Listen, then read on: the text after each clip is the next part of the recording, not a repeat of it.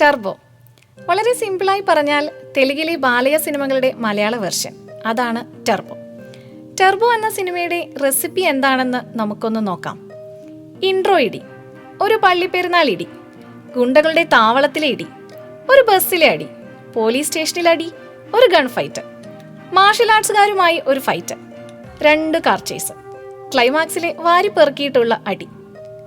ടർബോയ്ക്ക് ആവശ്യമായ മറ്റു ചേരുവകൾ ഏതൊക്കെയാണെന്ന് കൂടി നോക്കാം. പ്രായം തോന്നിപ്പിക്കാത്ത മമ്മൂട്ടി 73 വയസ്സ് ഒരെണ്ണം. ഇൻട്രോയ്ക്കും പള്ളിപ്പെരുന്നാളിനും ഇടികൊള്ളാൻ ലോക്കൽ ഗുണ്ടകൾ 10-20 എണ്ണം.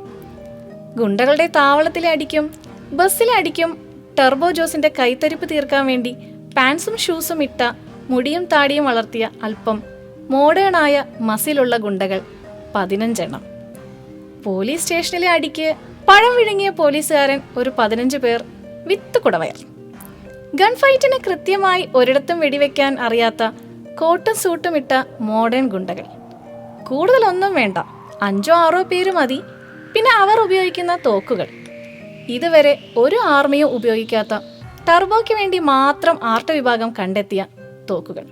അതിന് ആർട്ട് വിഭാഗത്തിന് ഒരു വലിയ കയ്യടി.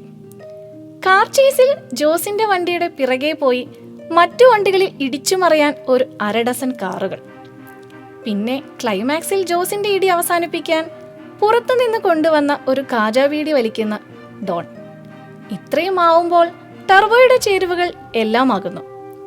ഇനി ഇതെല്ലാം കൂടെ ചേർത്ത് പരുവപ്പെടുത്തി ടർബോ ആക്കാൻ പറ്റിയ സംവിധായകൻ വൈശാഖ്. വൈശാഖിന്റെ സഹായത്തിന് ക്യാമറയുമായി വിഷ്ണു ശർമ്മ. തിയേറ്ററിൽ പ്രേക്ഷകൻ ഉറങ്ങാതിരിക്കാൻ നന്നായി പരിശ്രമിച്ച സംഗീത സംവിധായകൻ ക്രിസ്റ്റോ സേവ്യർ. ക്ലീഷേ നിറഞ്ഞ വെട്ടിക്കൂട്ടിയ തിരക്കഥയുമായി മിഥുൻ മാനുവൽ തോമസ്. വേറെ ഒന്നും ഈ സിനിമയെക്കുറിച്ച് പറയാനില്ല. തീരെ മോശം സിനിമാനുഭവം നൽകിയ ടർബോ ടീമിന് അടുത്ത സിനിമ മികച്ചതാക്കാൻ കഴിയട്ടെ. നന്ദി.